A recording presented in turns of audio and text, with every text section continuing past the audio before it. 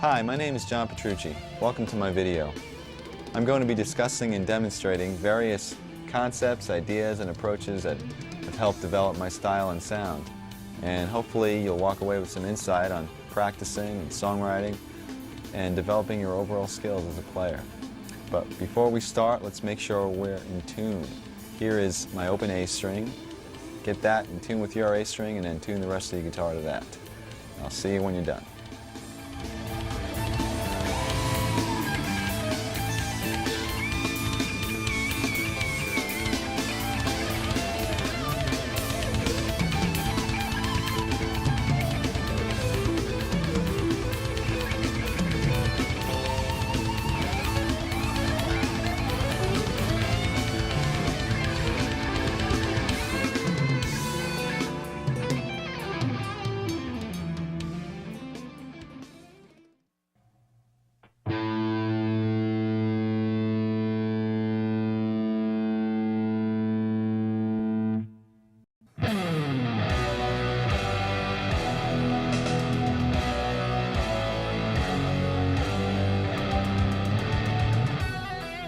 Okay, I'd like to begin with some warm-up exercises, and we're going to start with a couple that don't involve the guitar at all. So put your guitar aside for a second.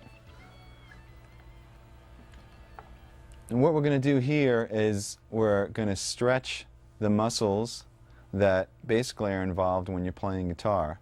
And I really think this is essential to having a productive practice session or gig. And it's also essential to not hurting yourself and cramping up. And it's very similar to what an athlete would do before they went in to play a game or do some exercising.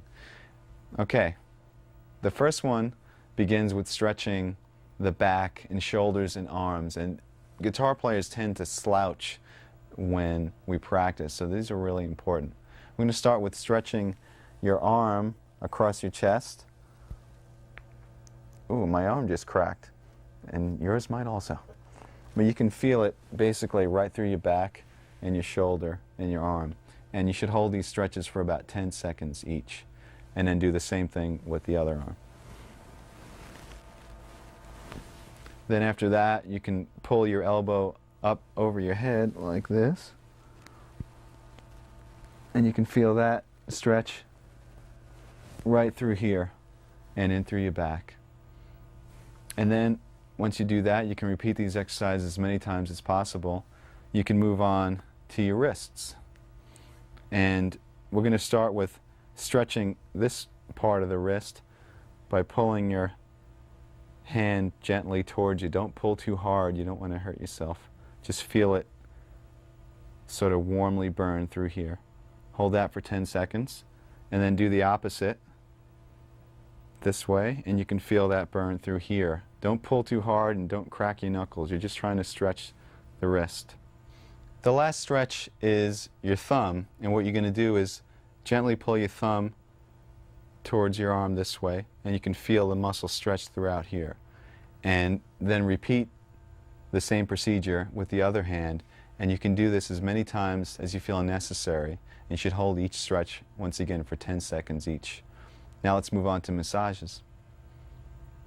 Okay, basically when we massage the muscle, we're stimulating blood flow, and this type of thing you can do in between exercises or during a practice session. I even do this during a gig.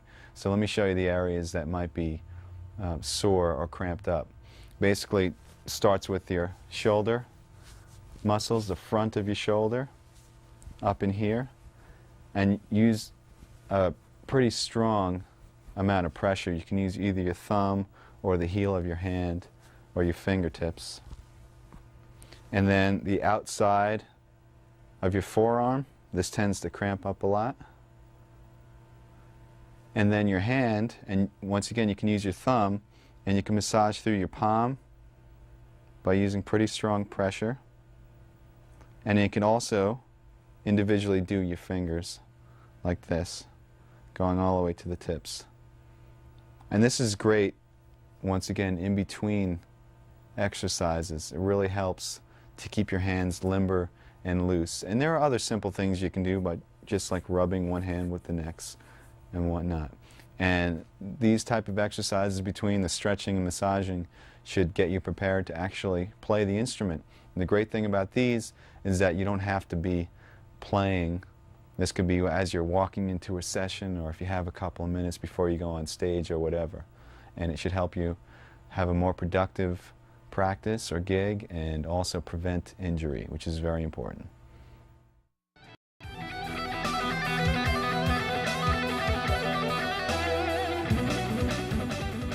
Okay, now I'd like to demonstrate some warm-up exercises as applied to the guitar. So pick up your guitars again. And basically what I'm going to show you is a few exercises concentrating on the stretching and independence of the left hand, and a few exercises concentrating on the freedom and accuracy of the right hand, and then we'll combine the two. Remember, the goal here is not to develop mega speed, but really just to warm up your hands and get them comfortable so later on we can accomplish some bigger tasks. So first let's work on the first left hand exercise.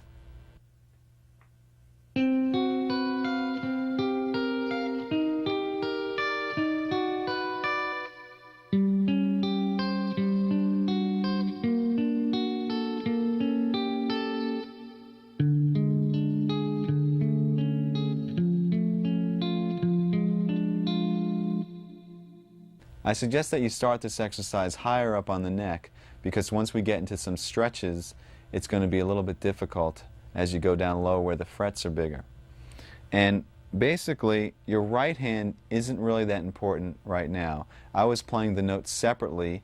You can play them as chords if you'd like. You can play them without a pick. It really doesn't matter. We're concentrating on the left hand. Make sure that the notes ring out clearly, because what we're really working on is the stretching and independence of your left hand. Also use a pretty strong pressure. Now what's happening here is that I'm playing on 4 adjacent strings with a basic chord shape. It sounds pretty ugly. In fact, most of these chord shapes sound ugly, so turn your volume down when you practice. And then we're taking the 2 inside fingers, 2 and 3, and we're reversing them like this.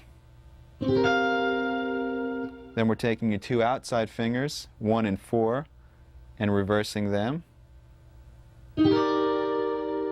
And then taking the 2 inside fingers and putting them back to their starting position. The next step is to just move up the chord shape to the next string group.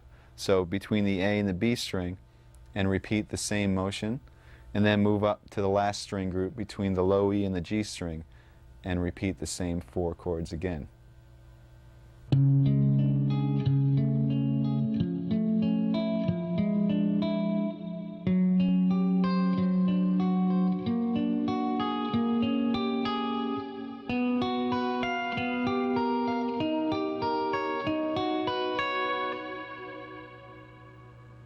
Okay, what I just played is the continuation of the first warm-up exercise.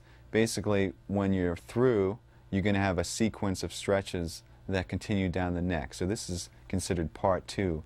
And what I did is I started in our original position, which was between the low E and the G, and we were in the 10th position, and I stretched the first finger down a half step and kept the rest where they were, and did the same sequence of finger moves. So in other words, then reversing the 2 middle fingers, then the 2 outer, and then the 2 middle again, and just continued up to the next string group, and then to the final string group again.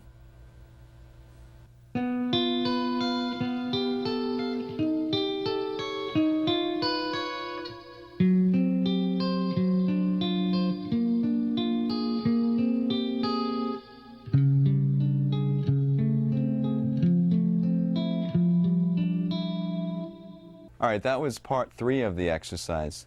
And at the end of part 2, we ended up with this position between the first string groups. Now what you're going to do is put your fingers back in order, and while leaving your 3rd and 4th where they are, stretch your 2nd down a half step. So we have this shape, and once again continue with the moves all the way up the string groups. Now for the final part.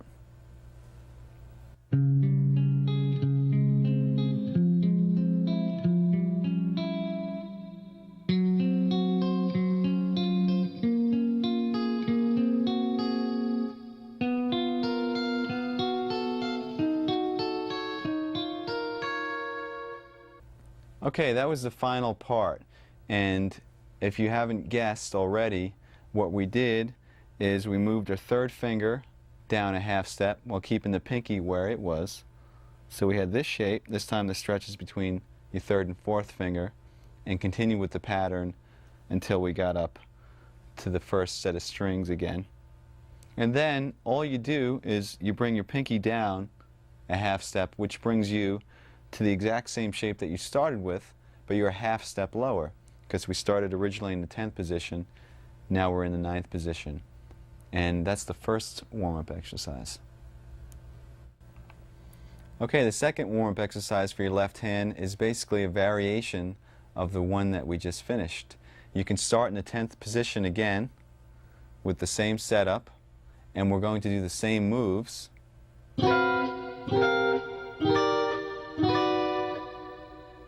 Except this time we're going to do some different stretches with the left hand. And by the way, you don't have to arpeggiate the notes, you can just strum the chords if you'd like.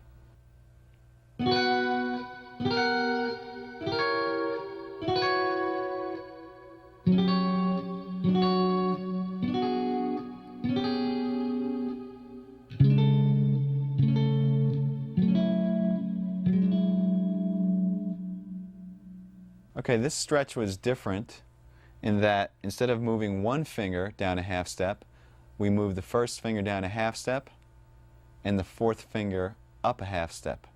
So we have a double stretch between the third and the fourth and the first and the second. And then we did the same exact moves.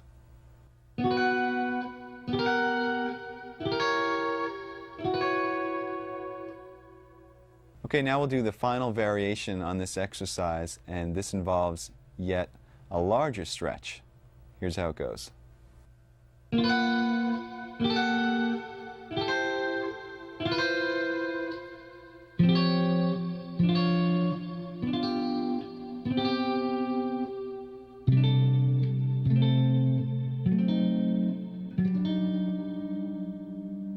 Alright, what we did here on the final variation is instead of just having a stretch between the first and second and the third and fourth, we have a half-step stretch now between every finger. So you do that by moving your first finger down yet another half step, and then your second finger down a half step as well.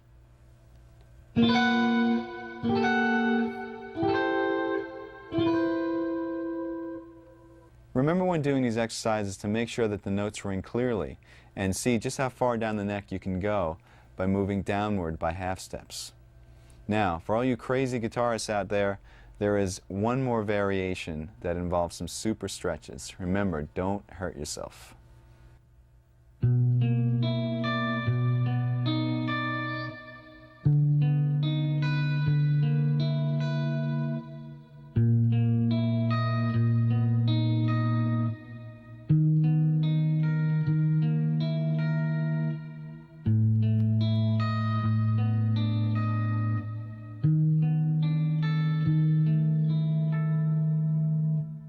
As you can see, I started out in a lower position, which made the final stretch a lot more difficult. Let me break it down for you now. With this exercise, instead of having all your fingers on adjacent strings, we start with the two middle fingers, 2 and 3, on the two middle strings, D and G, and your first and fourth fingers on the low and high E strings. And then you just continue with the same moves that we've been doing throughout.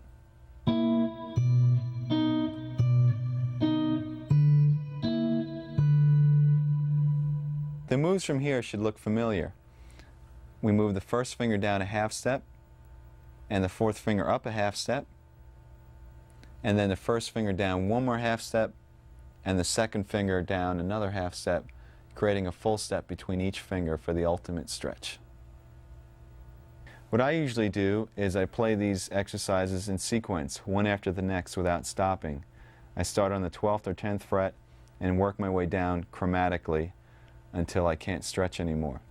Now let's turn our attention to right hand exercises, and you can give your left hand a rest.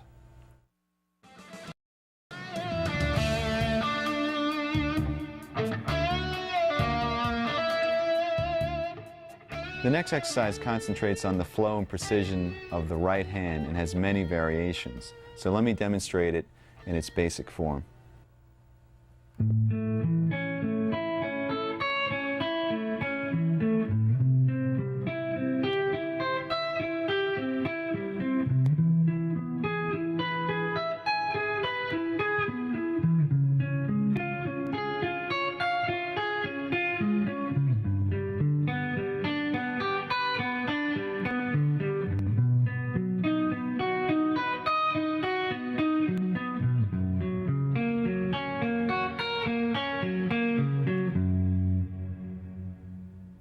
As you just heard, that exercise involved notes that were being arpeggiated intervallically. So let's talk about the left hand shapes that I was going through.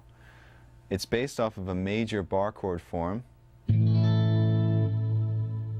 with an added third, except you're playing the notes separately.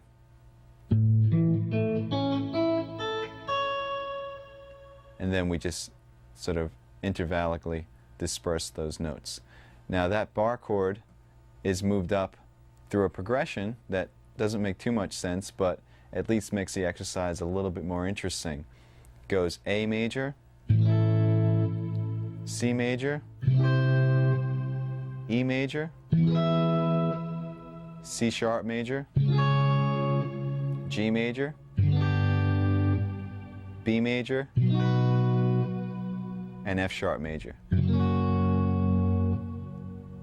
All right, now let me show you the pattern that we're doing throughout the chord or arpeggio. We're starting on the root, we're skipping a string, and going to the next note in the arpeggio. Then you're going to the second note of the arpeggio, in this case which is E, skipping a string again. Then to the third note of the arpeggio, the fourth. So we have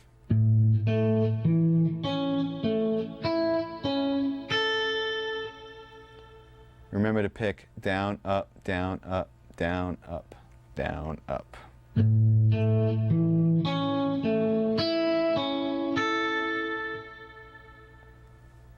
To descend, you start on the added third, which is C sharp on the E string, and skip down to the G string. Then up to the B and skip down to the D. Up to the G, skip to the A. Up to the D string and skip to the E.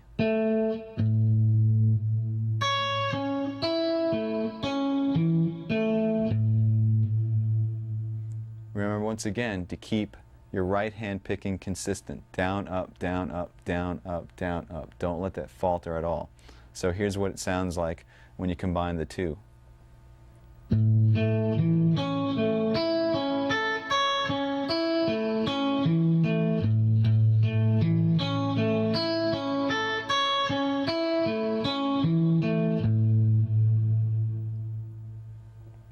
And then from there, just go through the sequence of chords that I outlined earlier, and you have the entire exercise.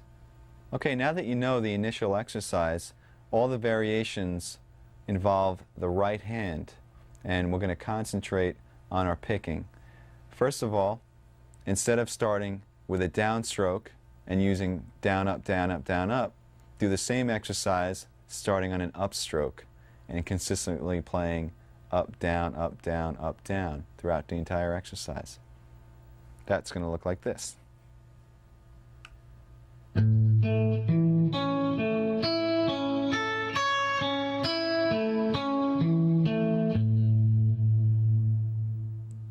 It might be a little bit more difficult at first, but the reason we're doing this is so in any situation you'll be able to pick. you're not always going to have the comfort of starting on your favorite stroke, whether it's down or up. You should be able to sort of get through anything that comes your way. Now, the other variations involve playing more than one time on each note. We're going to start with playing twice on each note, then 3 times on each note, and then finally 4 times on each note. Not only that, but starting each sequence with a down and then with an up. So let me demonstrate through the one chord what these will look like on your right hand. We'll start with the doubles, starting on a down.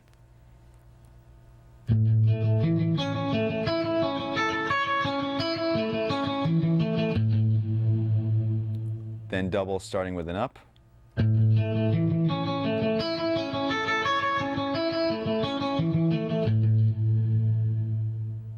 Then 3 times starting with a down.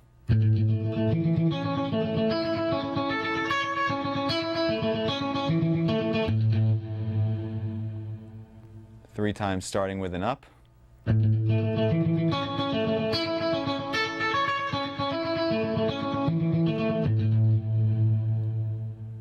Four times starting with down.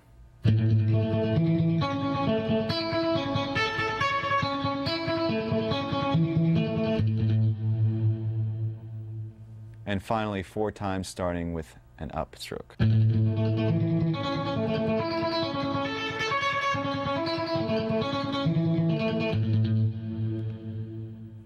Alright, what you're going to do is play each one of those variations through the entire chord sequence.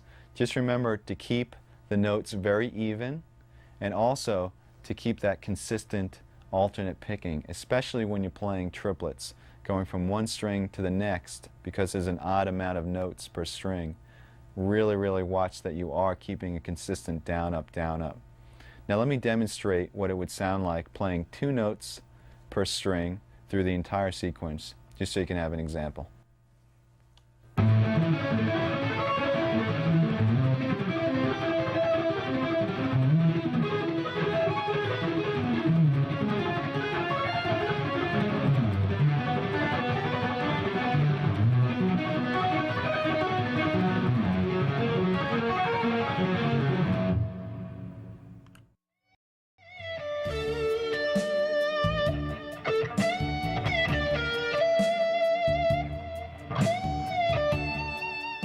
I basically have technique broken down into 4 categories. 1 is scalar or linear examples, 2 is arpeggiated examples, 3 is left hand or legato playing, and 4 is sweep picking. And what I do is I have files in a file cabinet, and I collect information from videos and books and lessons and whatever, and I file them according to topic. If it's an arpeggio thing that I learned from a magazine, I rip it out and stick it into the arpeggio section. And then when it comes time to practice, instead of saying, oh, there's millions of things, how am I going to practice all this stuff? Basically, I make a master list of what's in all those files, and that list changes from day to day. You constantly add to it.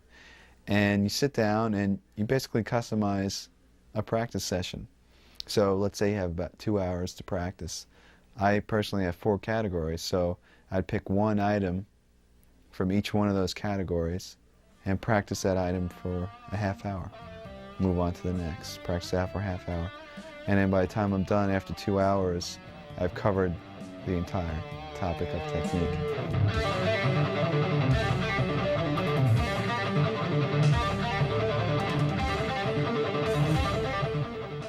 Okay, now that we concentrated on the left hand and the right hand individually, let me show you a few exercises that are equally effective for both hands.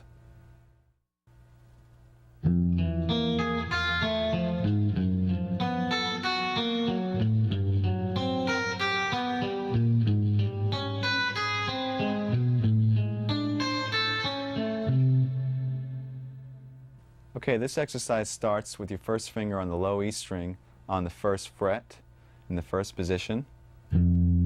Skips over the A string, goes with your second finger on the D string on the note E, and then your third finger on the G string on the note B flat, and your fourth finger on the high E string on the note A flat, and your right hand is picking, once again, down, up, down, up.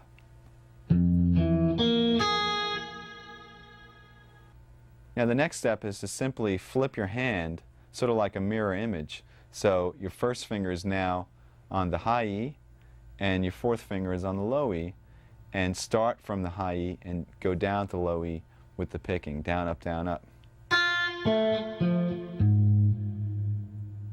And combine the two.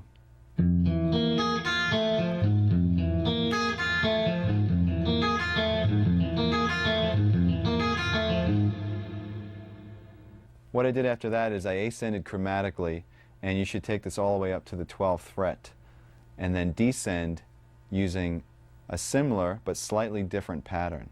Here's how it goes.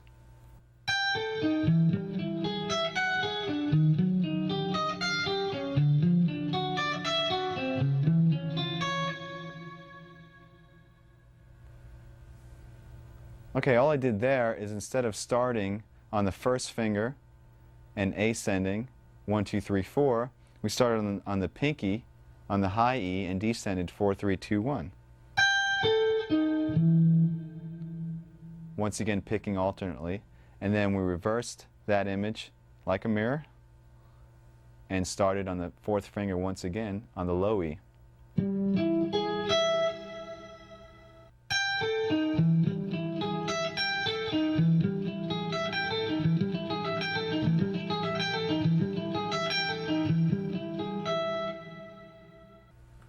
Alright, since this exercise involves alternate picking through string skips, make sure that your right hand picking is very accurate and that you keep your pick close to the strings so you don't hit the string that you're actually skipping.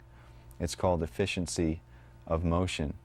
Now, you should also practice the same exact exercise starting on an upstroke as well to make sure that you're ambidextrous. No.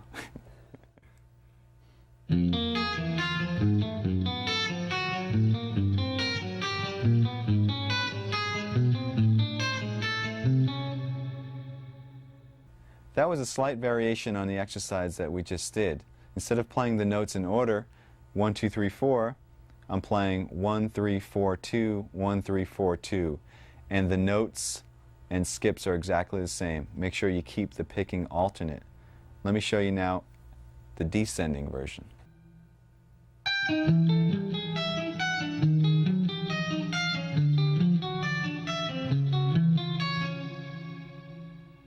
Alright, that was another slight variation, this time on the descending pattern. Instead of playing 4, 3, 2, 1, you play 4, 2, 1, 3, 4, 2, 1, 3, and continue that pattern down the neck chromatically.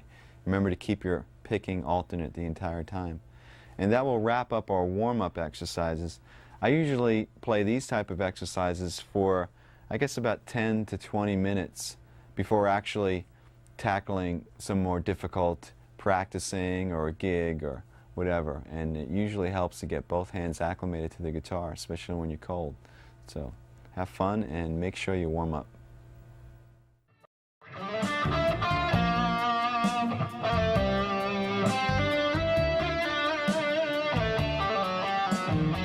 In order to realize our creative visions, it's essential that we develop the craft of our instrument, which leads us to the area of technique. I'm going to show you a whole bunch of different exercises that concentrate on developing speed and accuracy. Now for me, the most effective tool for developing these areas is the metronome. Whether that metronome is a simple click or a drum machine or sequencer isn't important. The important thing is that there's a steady and even pulse. Now practicing and playing to a metronome will help you to play accurately at any speed and also show you how to subdivide the beat any which way that you want. Now the first exercise involves a very familiar looking shape. It's based off of an A major scale in the 4th position, 2 octaves. So let me show you that fingering first.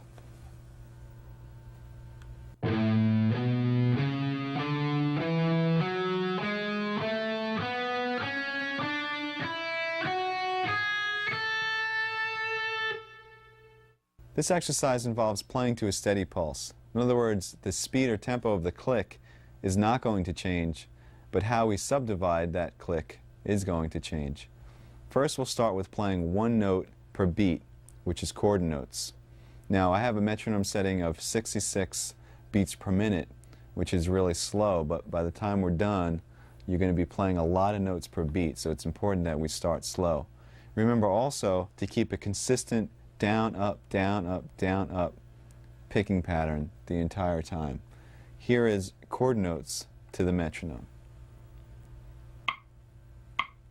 3, 4.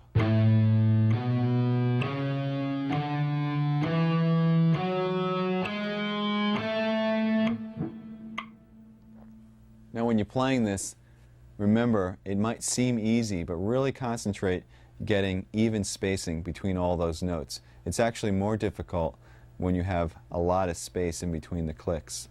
Now let me demonstrate eighth notes to the metronome. This would be 2 notes per beat. 3, 4.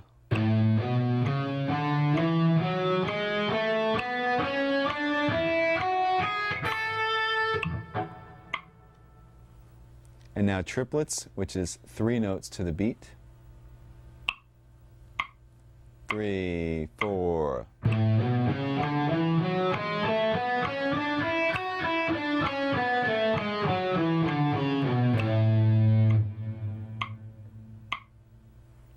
The next division is 16th notes, 4 notes per beat.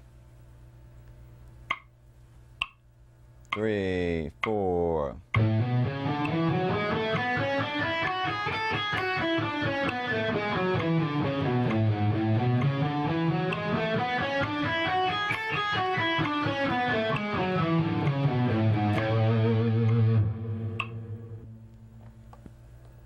Now we're getting a bit faster. The next division is 6 notes per beat, or 16th note triplets.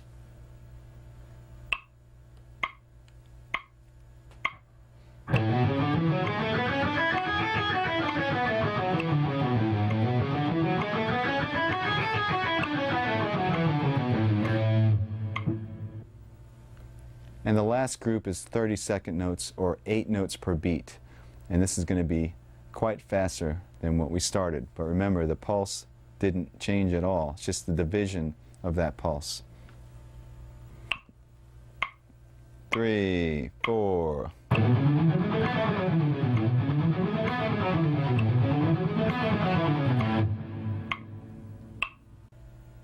Okay, now that you're familiar with playing to a metronome and subdividing the beats, I'd like to show you how to increase your speed. And what we're going to do here is we're going to develop accuracy at high speeds. The basic concept is you start with a slow tempo on the metronome, play the exercise or example as many times until you've mastered it at that tempo, and then increase the metronome about 8 beats per minute, and then play the exercise over and over at that tempo, increase it, and so on until you get to your desired tempo. I'm going to demonstrate this with an exercise that uses chromatics, 4 fingers in a row, and they're played as 16th notes to the metronome. Let me show you the exercise first, then I'll show you how to develop the speed.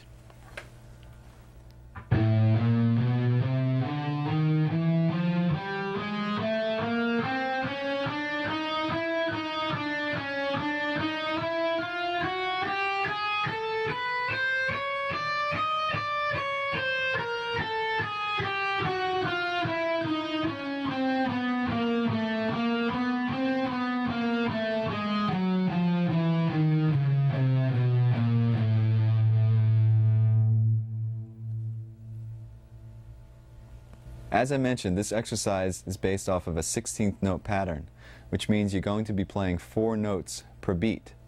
Besides concentrating on getting those notes to fall evenly over each click, you should also accent every 4 notes. In other words, every time the click comes down, accent with a harder pick stroke. So your group of 4 would sound like this.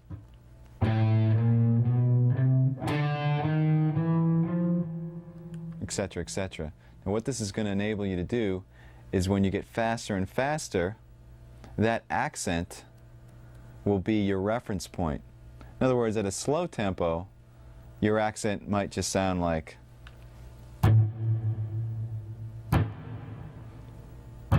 etc. And you'll be able to know where you are. But at a faster tempo, when the notes are whizzing by, your accent might be, in other words,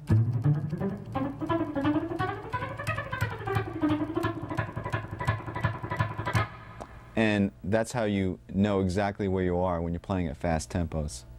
So what I'm going to do here is I'm going to show you how I would take this exercise and develop it speed-wise. Now, the first thing you have to do is you have to get a goal tempo. Let's say our goal tempo for today is 200 beats per minute. Now normally I would start this pretty low on the metronome, maybe about 100 or so, and it would take me quite a while to get to 200. But for the video's purpose, I'll start at about 120 and I'll increase it in larger increments than I would normally do, just to save some time. And what's going to happen is by the time I get to 200, hopefully not only should it be wailing, but it should also be clean. Another thing to keep in mind is your technique that you're using when you're playing slow should be the same technique that you use when you're playing fast. In other words, when you're playing slow, you're programming in your technique. So when you play fast, be consistent in your hand position and also in your left hand position, your right and left. Okay, here we go.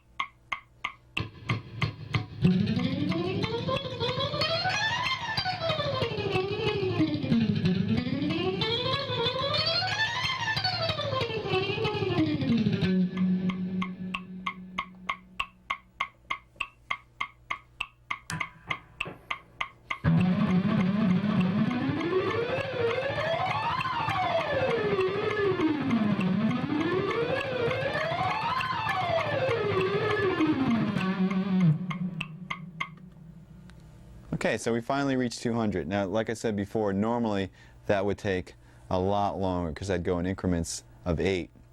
Now, if you find at any point along that development that you just don't have it, it's not coming together, it's not clean, like I'm going up to 200. If 176, I felt like I was pushing it, it's a good idea to back the metronome down, go to a slower speed.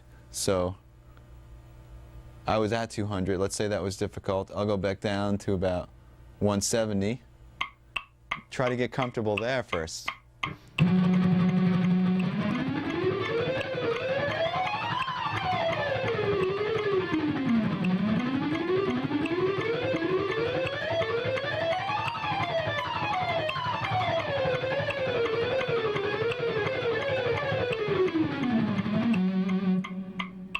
And then go back up to 200 and see how it feels.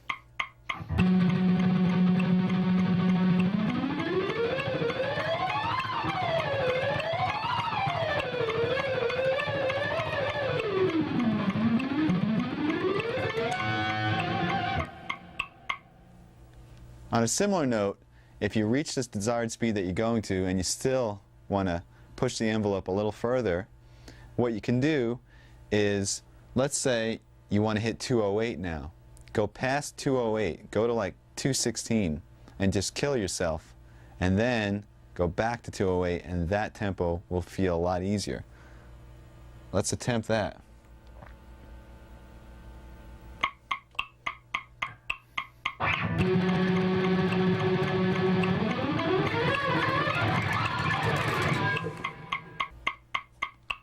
That was very difficult.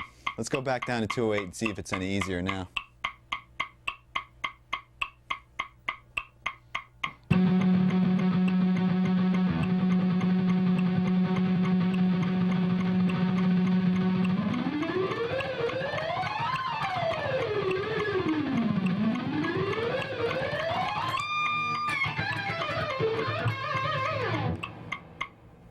Okay, so it's pretty much there. So you get the idea about pushing the envelope and then going back. Just remember, make sure that you're clean and accurate, and remember to accent the notes as well.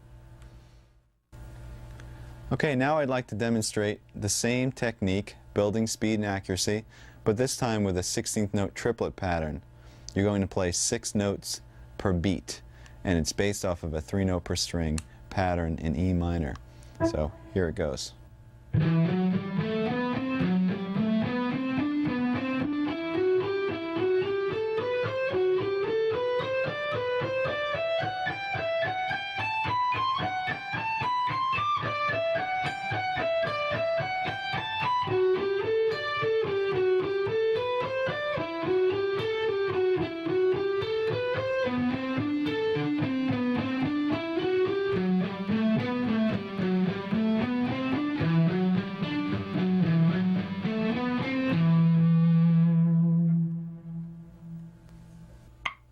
One, two, three, four.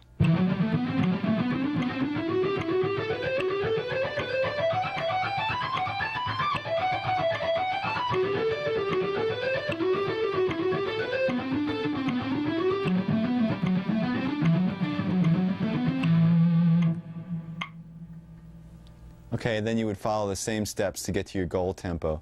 Let's say your goal tempo in this case is about 126. Let's hear what it sounds like at that tempo. 1, 2, 3, 4.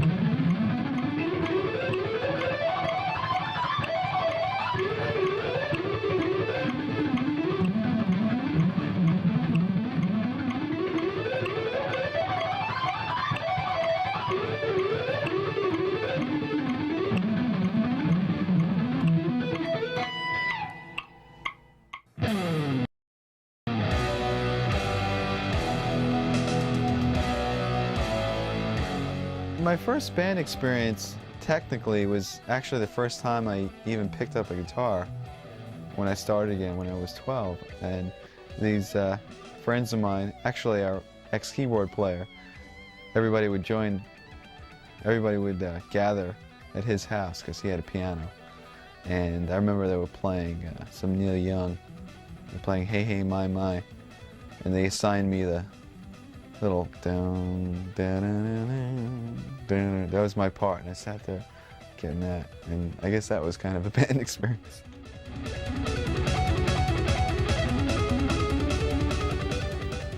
Another good way to develop speed is to work on what I call fragments or segments.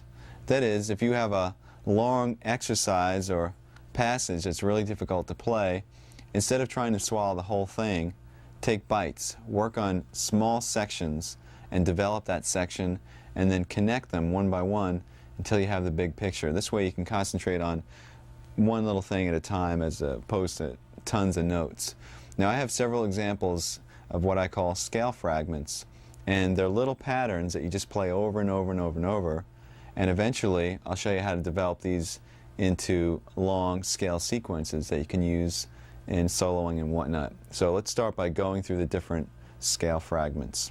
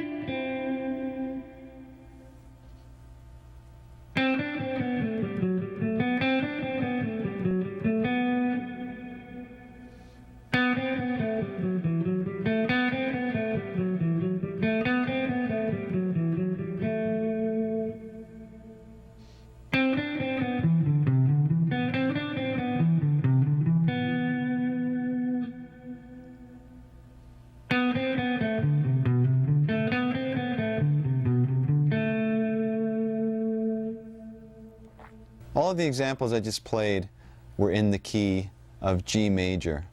You can play these anywhere on the neck between any two strings. It doesn't really matter. You can practice them chromatically, meaning if you were playing this one, perhaps play it 4 times in each position and then move up a half step.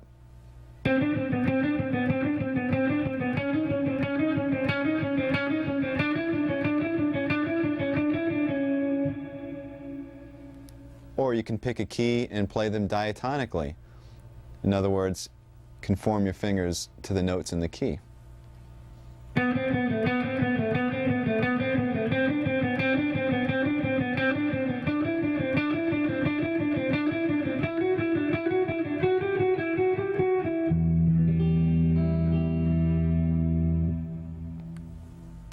You can practice these scale fragments with the metronome, as we discussed, or there's a couple of other ways to develop speed. First way involves playing the exercise over and over and over, but starting in a slow tempo and gradually increasing the speed and then bringing it back down to a slow tempo. So you're almost like revving, your playing. And as you do this, as you play faster, you can also vary the degree of dynamics that you pick with. You can pick harder or softer. It's a really good way to develop the speed. Here's an example.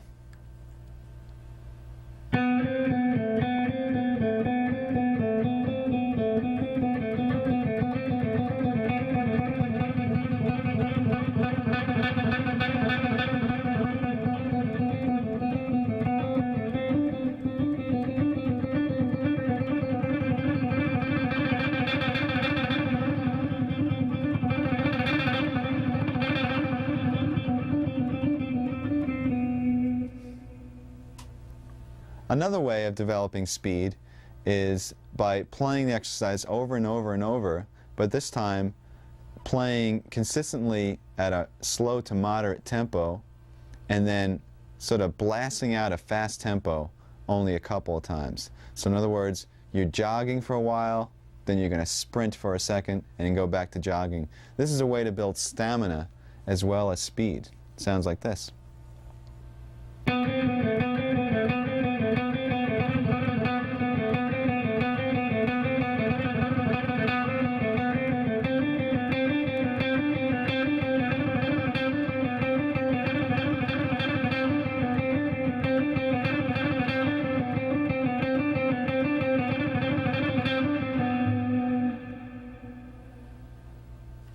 Now, a fun thing to do when you're working on all these exercises, since they're pretty similar, some of them are using 16th notes and some are 16th note triplets, is to sort of interact. In other words, mix them together. Like you might have one that sounds like, which is what I've been playing for the last couple of seconds. And there was another one that went. There was also another one that went. Try combining some of these exercises randomly and use your imagination. Might sound something like this.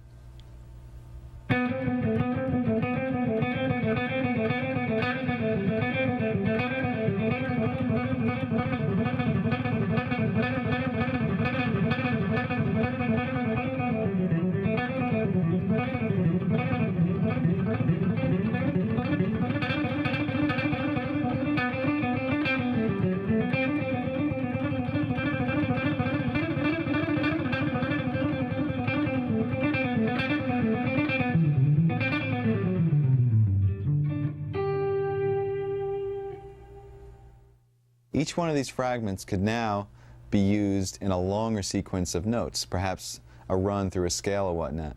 So let me show you how a few of these can be developed. 1, 2, 3, 4.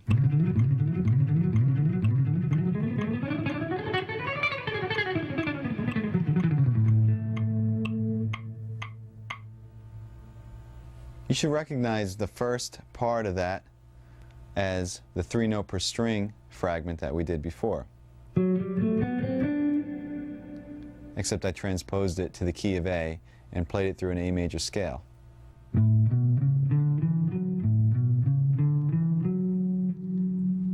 And And the sequence consisted of playing that same pattern starting from each string.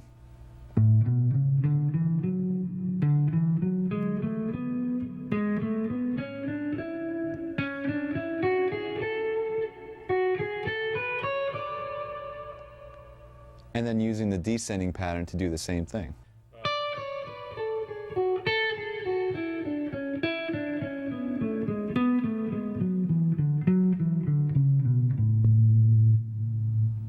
Now you can play these patterns through the scales, you can change positions, you can play and repeat the sequence in any position as many times as you want. Just kind of mix it up, and that makes for a good run in a solo if you're trying to build some tension. I'll demonstrate that a little bit later. Let's move on to another long sequence of notes that's based off of another fragment.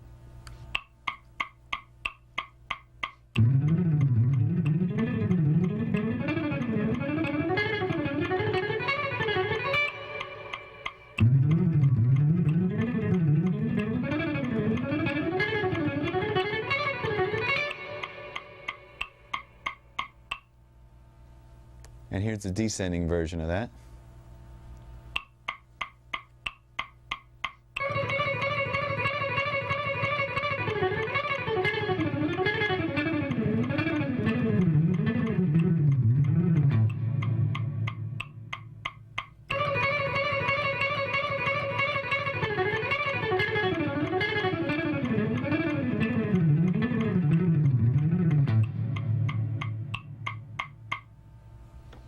Okay, once again, hopefully you recognize the little fragments that originated these little runs. And descending, while it's fresh in our mind, came from that and sounded like this.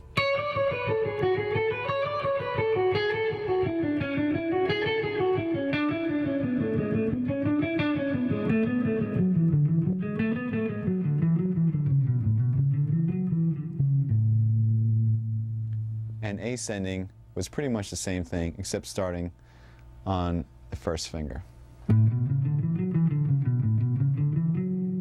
It also has a little bit of the triplet in there. But we're just arranging the notes so that it works out to be a 16th note pattern.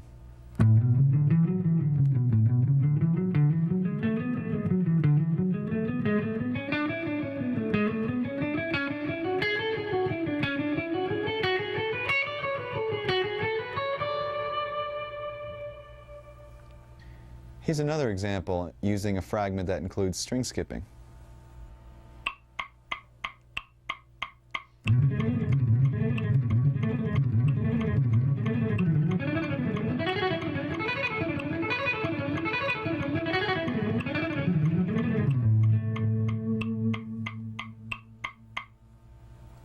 Now with this one, instead of moving up the neck, playing 3 notes per string, I stayed in the same position because it facilitates skipping strings without having to do any position changes. So instead of having to go something awkward like that, we're staying in the same position. So the scale shape I'm doing has a repeated E, but we don't really hear that repeated E because we're skipping strings.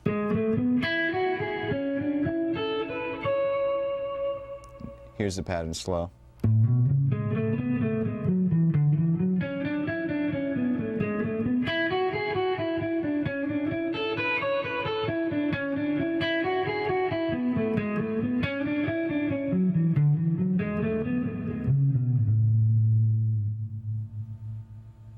Let's just do one more 16th note pattern through a scale, once again using one of the fragments that we learned earlier.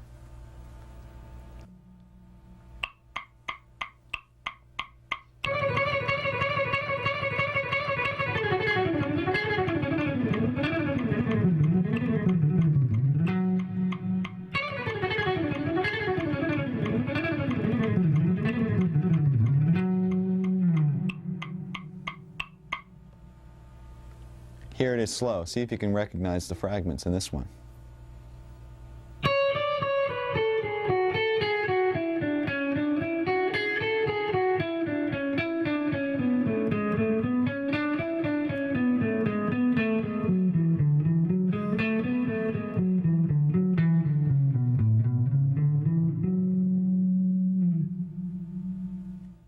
Okay, now that we have all the scalar technique under our hands, let me show you how this can be applied to improvising. I'm going to solo over progression in D minor, basically using D Dorian and D minor scales, and I'm going to throw in a couple of these 16th note runs, and you can see the way it interacts with the melodies and whatnot. And once you get a taste of this, maybe you can try it in your own solos.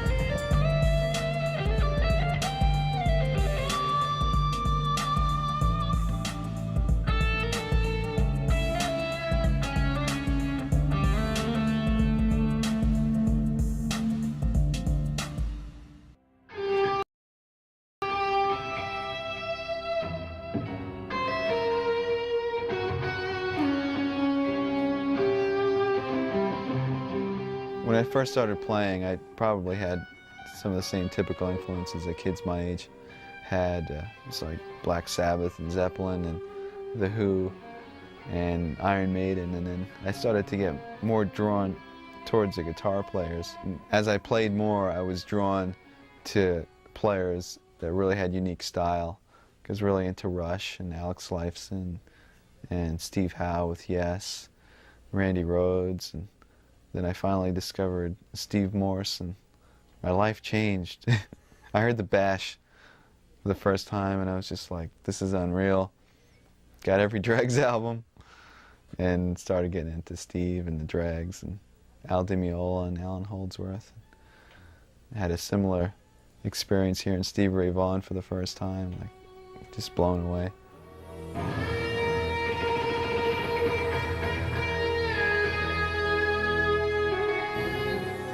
One of the more difficult techniques for most guitarists is using alternate picking through arpeggios.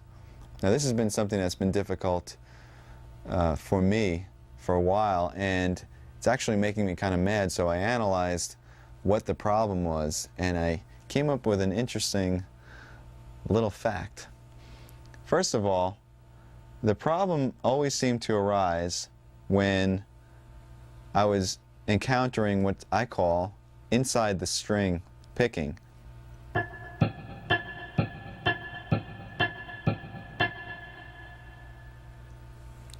that to me is really difficult because it seems like your pick is kind of trapped in between these two strings, as opposed to playing on the outside of the strings like this, where it feels like you have a bit more freedom of motion. To experiment and see if this is a problem for you, I suggest playing two notes on adjacent strings, let's say A on the G string and D on the B string, and first try picking them starting with a downstroke and then with an upstroke. And let's see how that feels. Try it at various tempos, see how fast you can get it.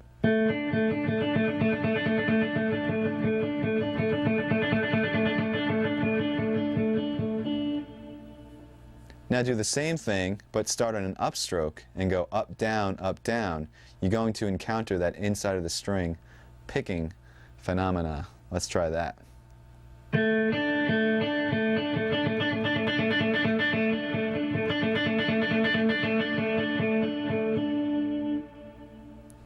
Now my right hand immediately starts to tense up as soon as I encounter that inside of the string technique, and I think it's because I feel like I'm sort of trapped and I have no range of motion. This is usually a problem for most guitar players. Some guys have this taken care of, and we'll have to shoot them all. But anyway, how do you practice this? How do you get around this? Well, very simply, you just practice the motion that you're having a problem with.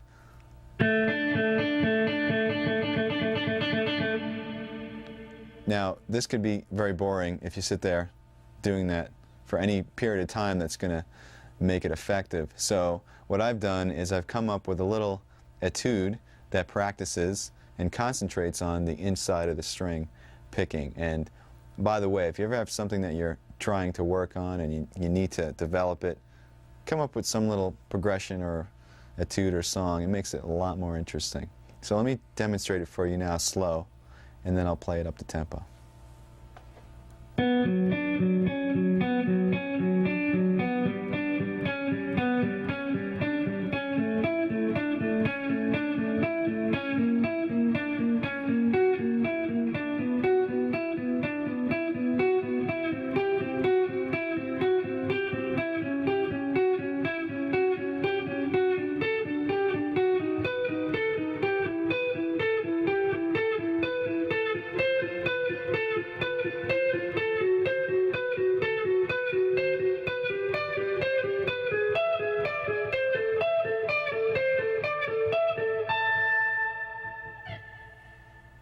Now I'm going to demonstrate this up to speed with the metronome. Make sure that the pick strokes are even and that you maintain, in this case, down, up, down, up, down, up, because we're starting on a higher string and going to a lower string, which once again makes us encounter this inside of the string technique. So here we go.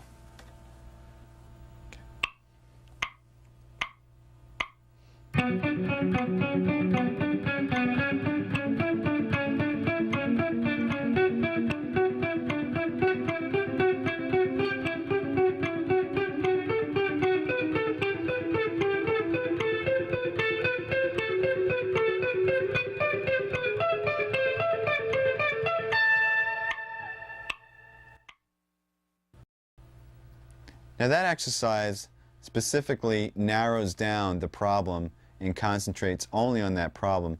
But the thing is, you're going to encounter this picking hang-up through an arpeggio. In other words, some part of the arpeggio you'll have no problem playing, and other parts you might have this inside of the string thing. Let me demonstrate on a major arpeggio. If I play G major in the 7th position, I have down, up, down, up. Now the initial down, up isn't a problem. Either is the next down. But it's when you go to the D on the G string, you have the inside of the string picking down, up. So in order to play that quickly, you're going to have to overcome that little problem right there.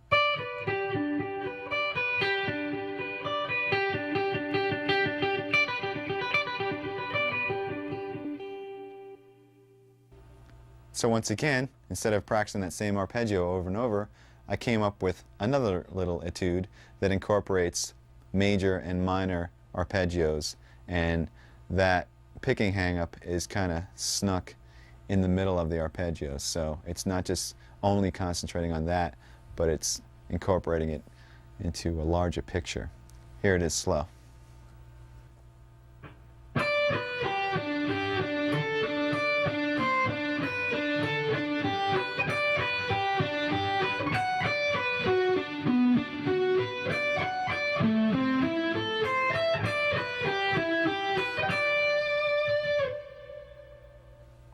Now I've added an extra challenge to this one because not only are we working on the picking hang-up, but we're skipping strings while doing that hang-up.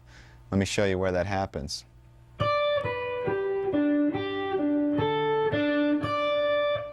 Right over here between the D and its octave, between the D and the C, between the D and the B. you're playing up, down, and also trying not to hit the B string while you're at it.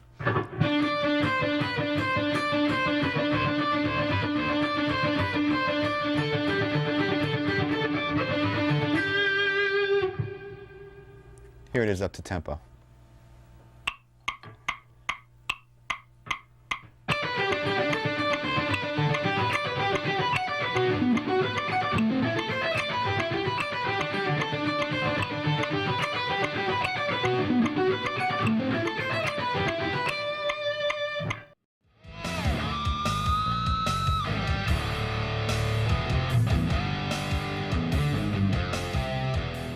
I first picked up the guitar when I was 12, and I didn't take any formal lessons. I took music theory my last 2 years in high school, so I had 2 years of that, and I went to Berkeley right out of high school. A couple of times I had some scattered lessons before Berkeley. I took a few lessons to try to prepare myself, and I remember going to group classes with a friend of mine, but I never really took any formal continuous lessons. By the time I went to Berkeley, I had been working on technique and chops and stuff like that, and I had a couple of years of classical music theory. So when I came into Berkeley, all the things like arranging and sight singing and harmony and a jazz perspective, I had no clue. So I remember taking the placement and just getting in like level 1 of everything and starting from scratch. And I think that the most I learned there was in harmony and about chord structure and progressions, and also how to continue to learn, because that was one of the things that I kind of picked up on, is that there's such a resource out there, whether you're going to school or not. I mean, it's great to go to school because you have the discipline of going every day, but there's just so many resources out there, and the students that really applied themselves, whether it was to the library, the listening rooms, or attending recitals, they really excelled. And the ones that just kind of sat there and thought it was all going to come to them eventually weren't there anymore.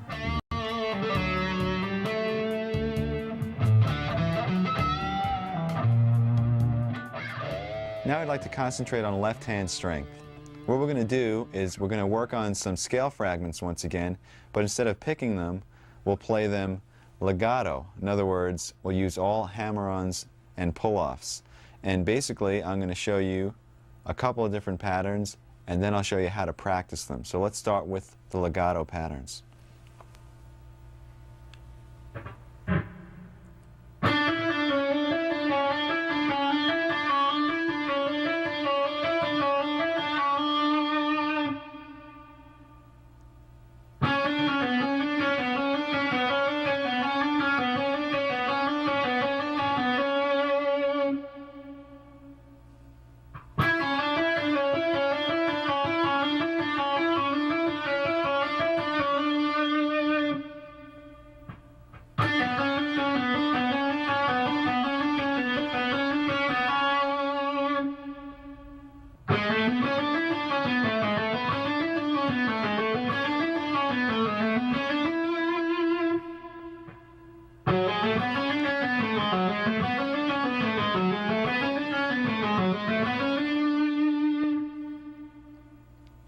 Okay, this is how we're going to practice these. You're going to play each pattern to a watch this time for a minute each. If you feel like you need more, you can do each for 2 minutes or 3 if you'd like. The idea is to not stop. Do one exercise into the next, a minute each. And you can play them at varying speeds. Just make sure that the notes are clean and that you're using complete legato technique. Now, with the last couple, notice I did pick, except I only picked when I was ascending from the D string to the G. Happened right over here.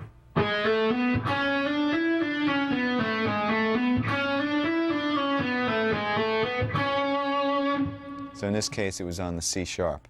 That's the only other time you're going to pick. Also, when you practice these, you don't have to stay in the positions that I just showed.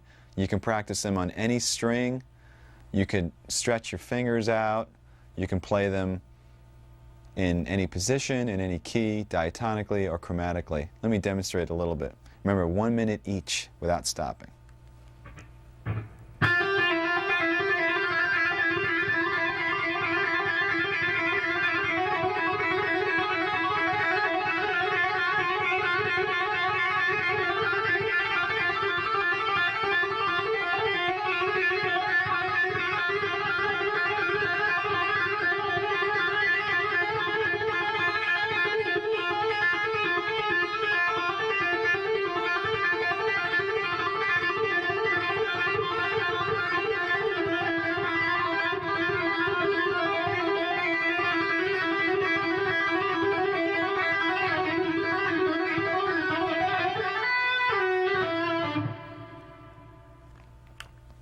That's the idea. Okay, once you get those all practiced, I suggest that you do our little massage thing that we talked about in the beginning, and also stretch your wrists, because it's time to take those fragments and put them into expanded sequences through scales using very little picking. Once again, this is called legato. Here's the first exercise.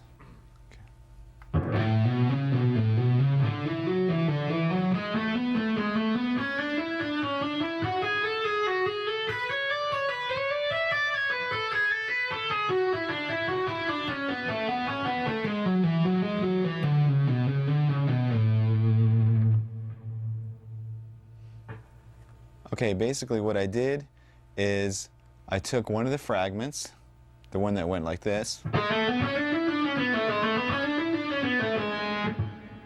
and also another one that went like this, and combined them ascending through an A major scale.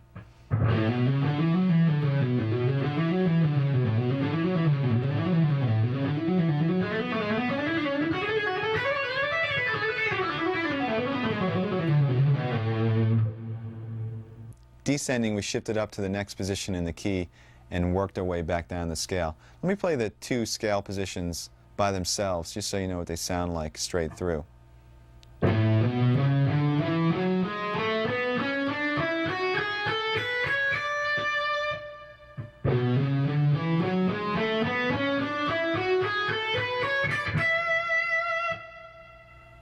And you can practice that sequence between any two positions in any key, or even using nonsense patterns, just shifting up by half steps, maybe something like this.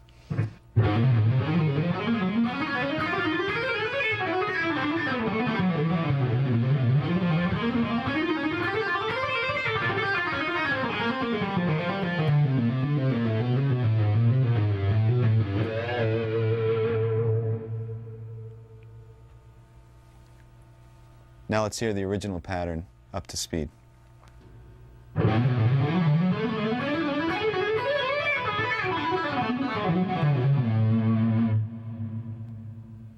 Here's one more legato example. This one is in the key of E minor, and it shifts positions quite a number of times.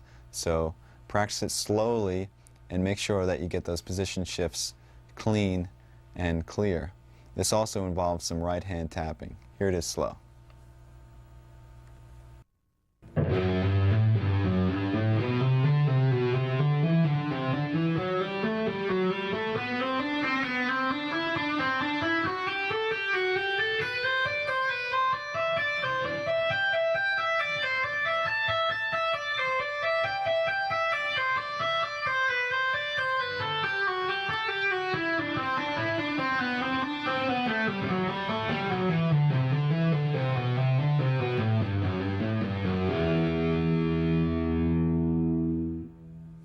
Let's break this down into segments so you can practice each section and then put it all together. It's basically ascending in 3 octaves, and the pattern repeats. Here it is. So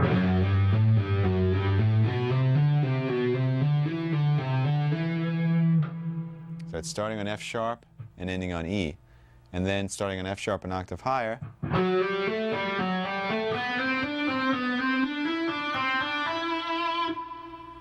the exact same thing, and then 1 octave higher, starting on the B string,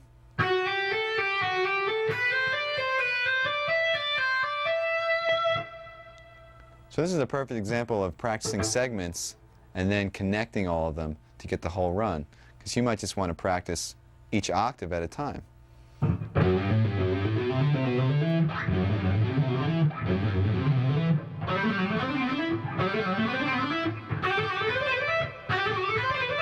Then put it together.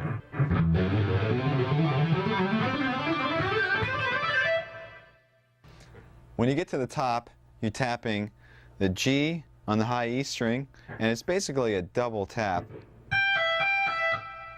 And then you're tapping A, and then back down to G.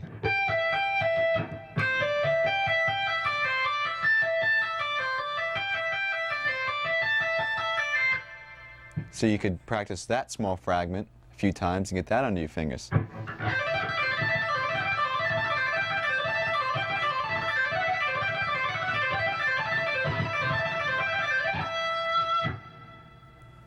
And descending, we have another 3-octave pattern.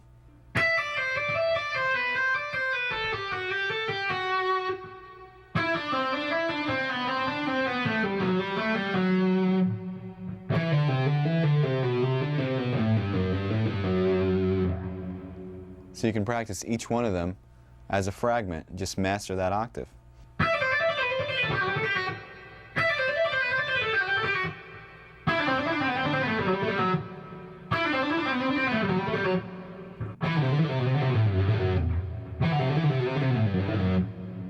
And then put them all together.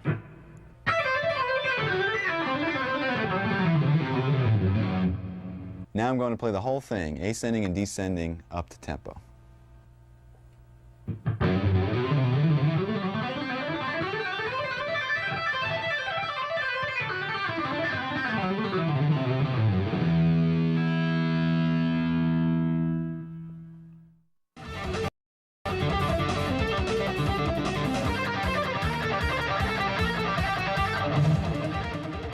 When we first started the band, we were all 17 or 18 years old. So the last album that we just put out, I mean, it's like almost 10 years later. So I think we've all matured as songwriters, and you know, we listen to the old demos and whatnot, and there's bootlegs of those demos and stuff, and it's just like, oh my God, what were we thinking, you know? So the music and writing has definitely evolved.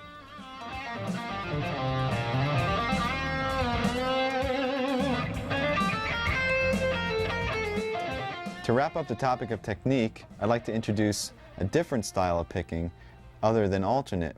It's called sweep picking, and some of you may be familiar with this technique, some of you may not be, but in either case I'd like to offer you my exercises and things like that that basically isolate the technique, and then you can expand and apply it to things that you might already know. Now, I usually apply sweep picking to arpeggios and not really to scalar examples. And I also use it in a way where it's sort of a weapon or a tool to execute a fast flurry of notes. Let me show you a couple of exercises that work on the technique.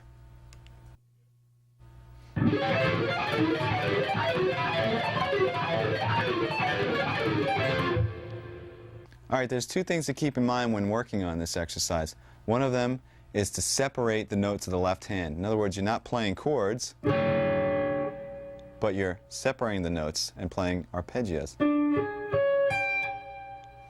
And also, with the right hand, you want to separate the notes as well. In other words, don't strum them all together, but push down on the pick so it knocks into the next string, sort of falling from string to string. You don't want to make separate motions like this. You want to push the pick down, down, down, down, and then up, up, up, up, pushing against the strings. Now you can actually mute the strings and work on just the right hand.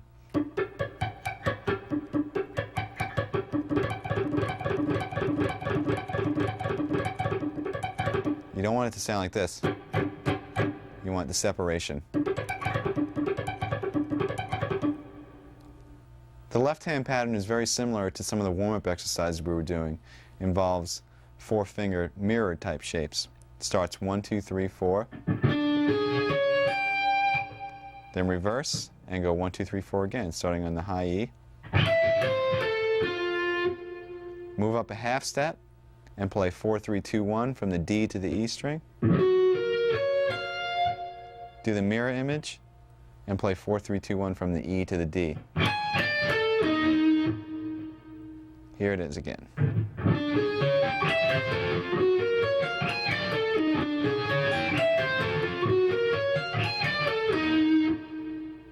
And then simply move it up, continuing in half steps.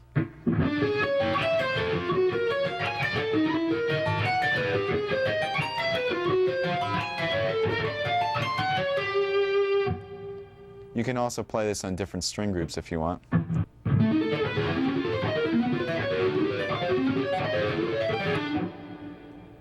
Okay, just as a fun variation, you can take this technique and just mutate the notes of the left hand, and I came up with, once again, another etude using the sweeping technique. It goes like this.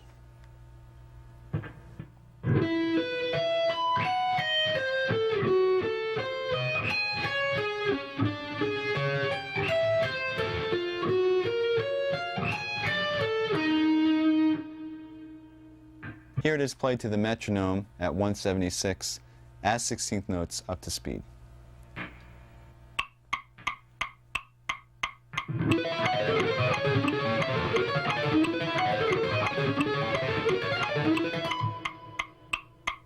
To break this down, we're using the exact same pattern as the exercise.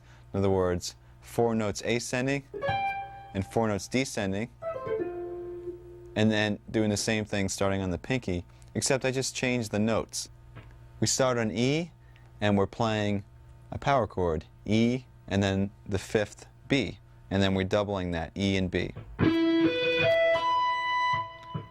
And for the reverse, we're playing an A diminished 7th chord, starting on F sharp and descending to A. F sharp, E flat, C, and A. Then we're going down a minor third, and we're doing an F sharp diminished 7th. So we have F sharp, A, C natural, and E flat, which is actually the same thing as an A diminished 7th in another inversion. And for the reverse, we're playing a D flat power chord, which is D flat and the 5th A flat. But we're starting on the A flat and descending.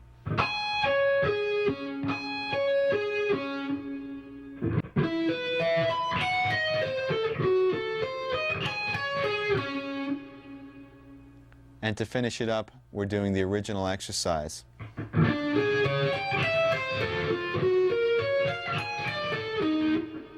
Which ends us up on E flat, a half step away, to start over again.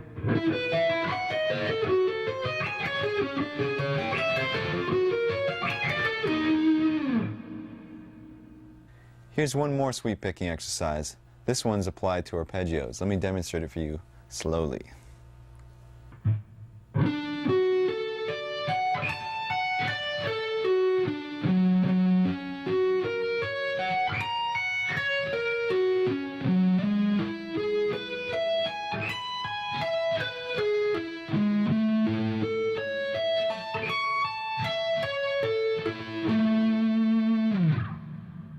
This pattern is based off a major arpeggio, so let's go through the different arpeggios and the chords that they come from. First one is D, coming from this chord fingering, with an added 5th, A. The second one is F sharp, based off of an F sharp bar chord, with an added 3rd.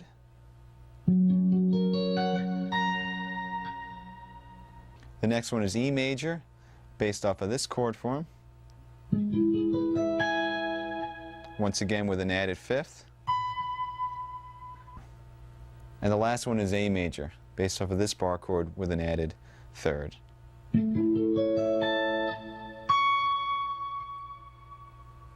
Starting with D, the picking goes down, down, down, down, down. When you get to the A, that's when you're going to reverse and play an upstroke and pull off to the F sharp. and then the rest of the arpeggio is descending using all upstrokes. Remember to separate the notes, you're not playing a chord. When you get to the next arpeggio, F sharp, you're still continuing with an up. In fact, you can almost consider it the third of the D arpeggio. So you're kind of finishing up the D arpeggio.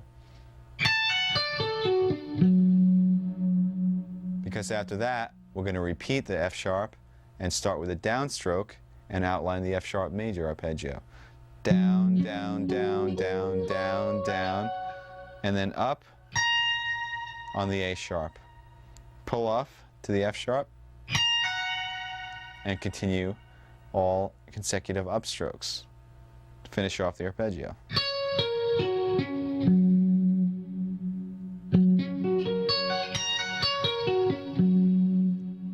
So from the D to the F sharp, it sounds like this.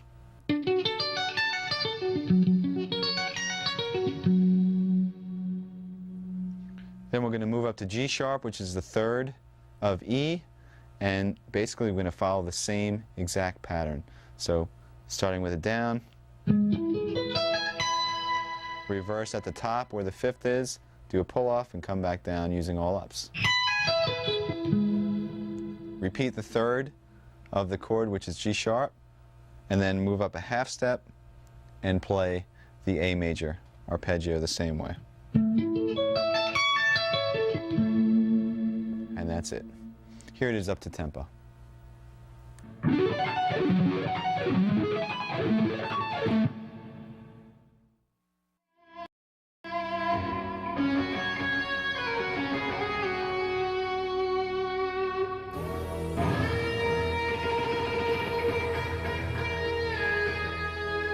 The majority of our writing process is together as a band.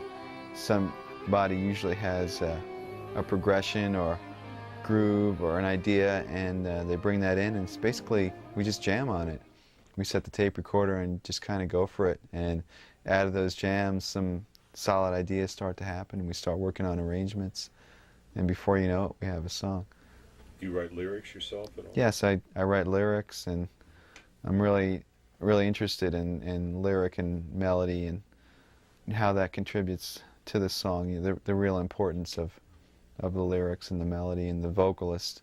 The cool thing is that all of us were basically influenced by the same bands, and a lot of them happen to be progressive, like Rush and Yes and the Dregs and Genesis and even Zappa's music.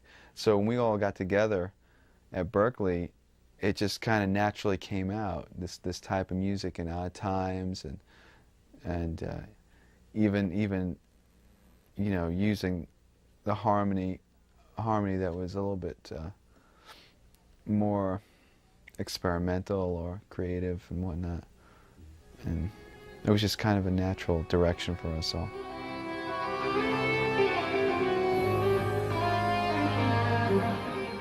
We've been focusing in a lot on developing techniques for soloing and chop building, but let's switch gears now and concentrate on building your chord vocabulary.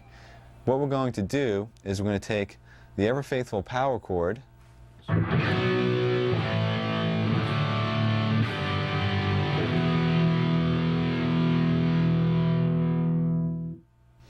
by adding certain notes to these chords. We're going to mutate them, and we're going to add some colors and drama into basic chord progressions. So let's first make sure everybody knows what the power chord is. Basically, it's a two-note chord consisting of a root and fifth. For example, a B power chord would consist of B and the fifth F sharp. Now you could expand and you can double the B,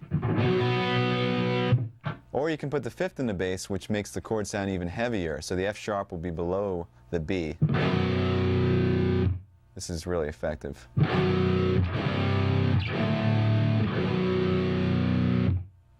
And one other type that's not really a typical power chord, but it's a progressive power chord.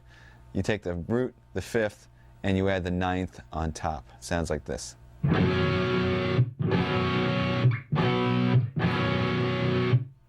To explore this topic a little bit further, you have to understand two things. First of all, which notes can be added to the power chords, and second of all, how those notes affect the name of the chord and also the function of the chord in the progression. First of all, we have the root and fifth, what you see as an example. If we add an E or a third to that, we have a C major chord.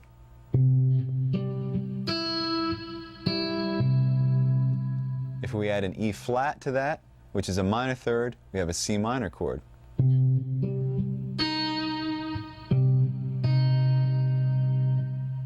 If we add a second or ninth to that, we have what's called a suspended second chord. In this case, it would be a D.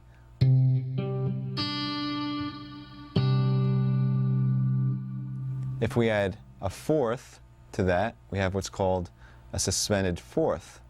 In this case, the fourth would be.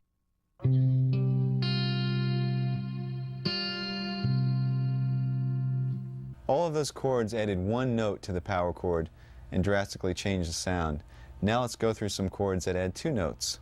If we add the major third and the major seventh, we have a major seventh chord. So you'd have the power chord, the major third E, and the major seventh B.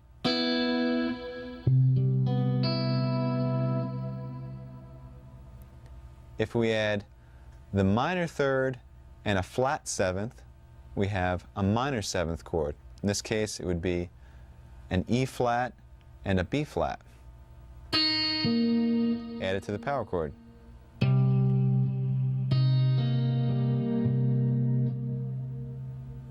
If we add a major third and a flat seven, we have what's called a dominant seventh chord.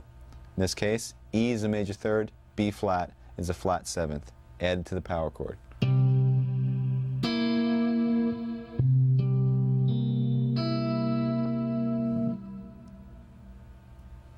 And now there are a couple of chords which I call add nine chords.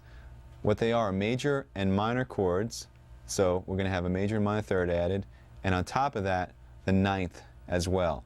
A major add nine would add a major third E and a 9 D.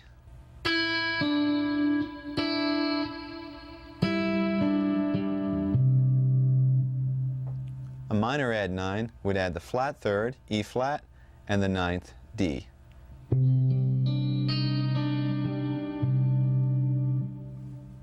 Now let's talk about how the 11th added to the power chord changes the name. We'll keep the major third, and we'll add an 11th, and we end up with a major add 11th. Here's the power chord, here's the major third, here's the 11th. Don't worry, we won't be playing these fingerings.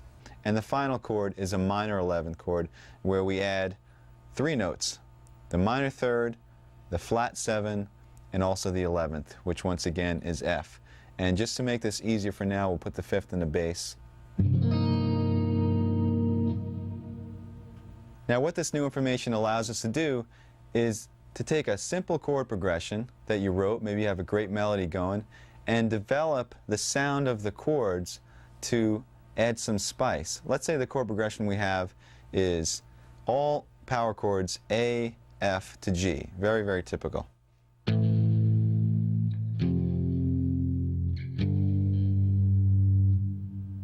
By adding some of these intervals and creating these more interesting chords, perhaps we can make it sound a little bit more interesting, or we can take it in a more dramatic direction. So I'll turn the A into an A minor add 9. We'll turn the F into an F sus 2. And maybe the G into a G sus 2. So what started out as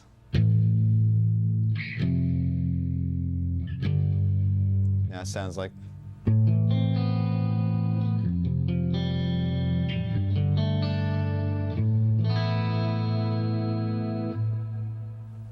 that's the basic picture. Now, unfortunately, when you're trying to play this stuff loud and heavy, it's going to sound pretty bad because of the dissonance of the intervals. I know you don't want to hear this, but I'll demonstrate.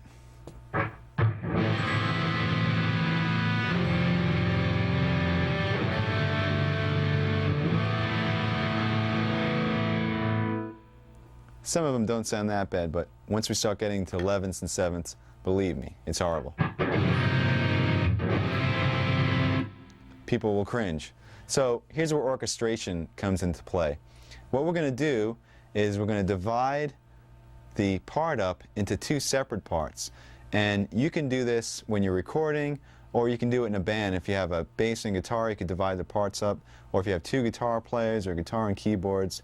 The concept is one guy plays the power chord, or the root and the fifth, and the other guy plays the added tension. Sometimes it's either one note, sometimes it's two, sometimes it's three.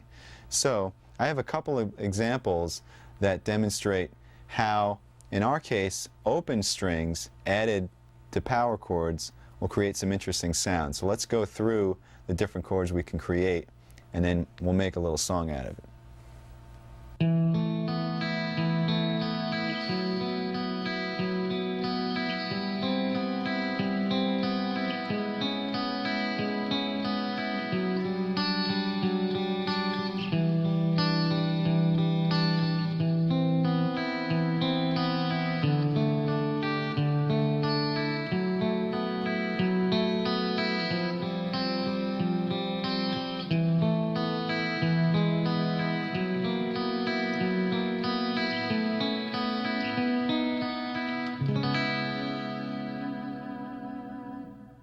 The first power chord was an A. We added a second to it, and it created an A suspended second. Second power chord was a B. We added a fourth to it, and we created a suspended fourth. The third power chord was a C. We added a major third and a major seven, and it turns into a C major seven. The next power chord was a C sharp. We added a B and an E and created a C sharp minor seventh. The next power chord was a D with the fifth and the bass.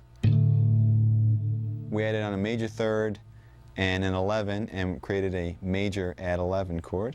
The next chord was a C. We added on a D and an E, and we created a major add 9. The next chord was an A. We added on a C and a B, which is a minor third and a ninth, and we created a minor add 9 chord. Next chord was a G. We added on an A, and we created another suspended second, G sus 2.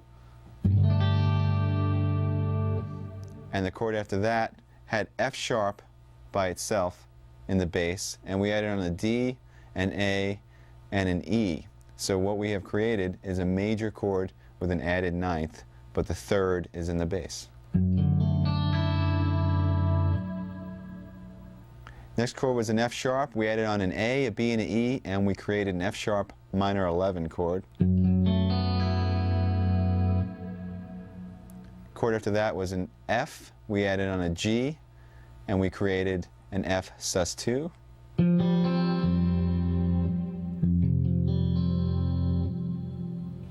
After that we had an E, and first we made an E suspended fourth by adding on the fourth A, and then we made an E major by adding on the third G sharp. So we had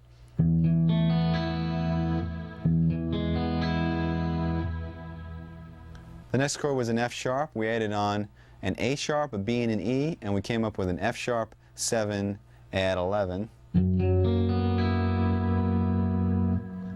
The chord after that was an A. We added on a B and a C sharp to create a major add 9. And the second to last chord was a B, and we added on a D sharp and an E to create a major with an added 11th. And we end the whole thing up on a C sharp minor 7. Okay, so I'd like to demonstrate with the sequencer what this sounds like with the two parts divided up. So I'll play with a heavy sound, the power chords, and the sequencer will play the picking part that I demonstrated before. And instead of having an ugly mess trying to play it all together with distortion, we have a nice collaboration of the two parts. And this is great when you're recording because you can add a lot of fidelity. You can have a great heavy sound underneath, and then with an acoustic or a super clean guitar you can do the picking, or that could be piano, whatever. It adds a lot of dimension to your writing. So let's hear what that sounds like.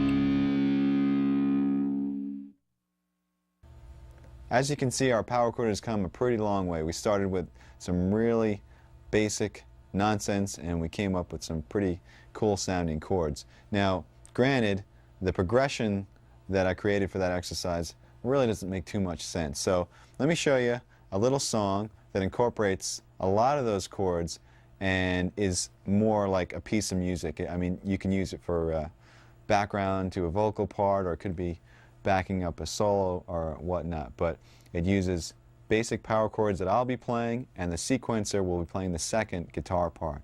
And check it out.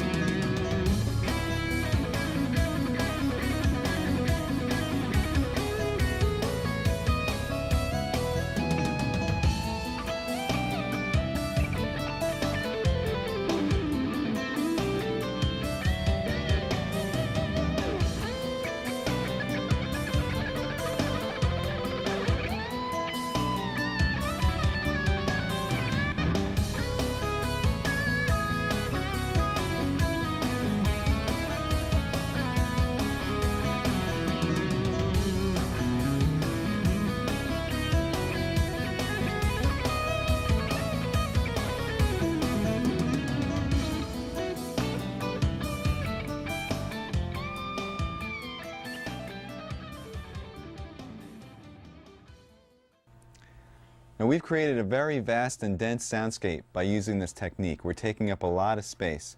So it's important that you really listen to what the other players in your band are doing. For instance, let's say this type of interaction that we just went through was going on between bass and keyboards. It might not be necessary for you to play a moving part along with that. You might want to choose a soaring melody or some lush chords in the background. The point I'm trying to make is that you should really listen for space when you're writing. Listen for register and listen to what the other people are playing. This way you contribute what's right for the song as opposed to just worrying about your own little part. Remember, the song comes first.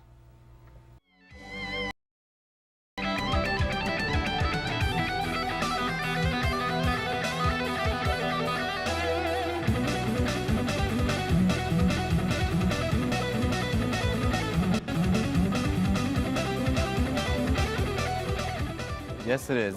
This is my full-blown live setup, and I guess we should start with the guitars. These are the guitars I have on the road. They're all custom Ibanez guitars made of basswood, and as you can see, the paint jobs on 4 of them are really similar, and these paint jobs are by Dan Lawrence, who does some custom work for Ibanez.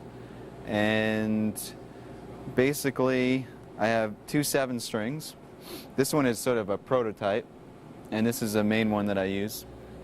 And 3 6-strings on the road. There's string gauge is 9 through 46, and the low B on this 7-string is a 56, and they're Diodario strings. And the pickups are DiMarzio. As you can see, each guitar is the same setup, just 2 humbuckers, and they're all direct mounted into the body. There's no middle pickup at all, and the knob placement is so that my hands don't sort of knock into anything.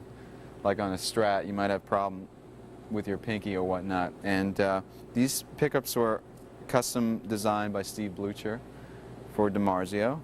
And basically one of the interesting things about these, as you can see on all the other guitars, is there's one 3-way toggle switch. And the cool thing is that in the middle position, you have the center 2 coils on, but they're still hum canceling. Gives a really sweet sort of scooped sound for clean passages, particularly. And the frets are 6100, and it's a rosewood fretboard.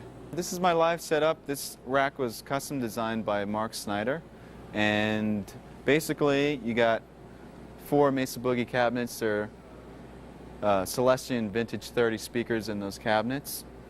And what's going on here is I have an amp switcher, and the amp switcher is switching between 3 different preamps, 2 Triaxises and a Boogie Mark II C+. Everything that's in the rack, like the Crybaby and the noise gate and the volume pedal and the parameter pedals, are all hooked up through this multi-pin system that goes to the pedal board, which I'll show you in a second, and it makes setup very easy. And also, the rack has a data dump. It's an Alesis data disk that allows me to save or reload any of my MIDI programs for the PCM 70 or the TC Electronics 2290, or even the Mesa Boogie Triaxis. So once again, on the road, it's really important to have backup and to make sure that nothing goes wrong. And it's also very well shielded. All the grounds are isolated from the chassis, so you have no buzzes. Once again, it's really important from venue to venue with the different sort of RF and electricity that goes on in these stages. I use these picks. These are Jim Dunlop Jazz 3s for all the electric playing. And then for acoustic, I use these Dunlop 0.71 millimeter picks, which are a little bit lighter. And I play the acoustic. This is an Ibanez acoustic, and it's better for strumming and whatnot, the lighter picks. And the way it's set up over here on the stand enables me to go from electric to acoustic very quickly during the show. Just kind of come up to it and play a song.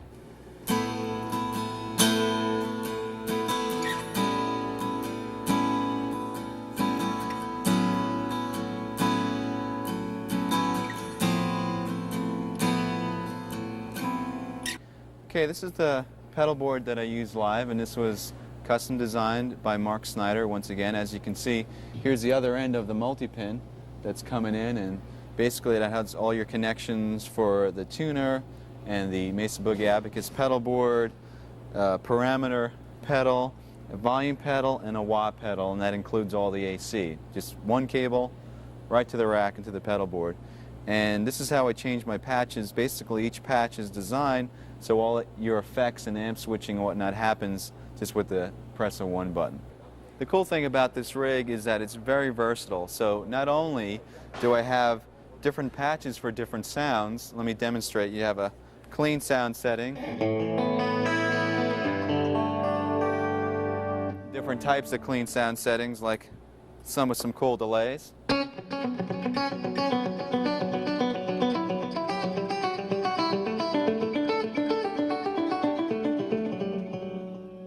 And then we have some basic heavy rhythm sounds.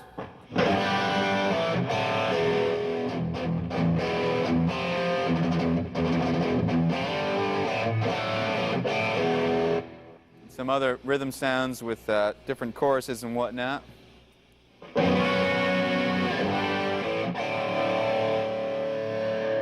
And also a couple of cool lead sounds.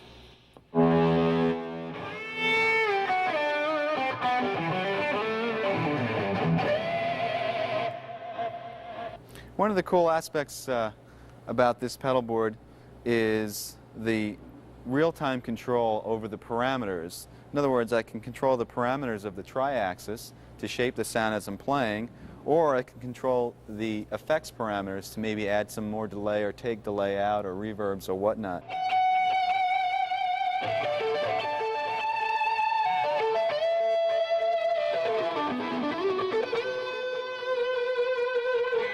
But if you're playing a faster line, you don't want as much around it, so you just ease off the pedal so there's not as much delay on it.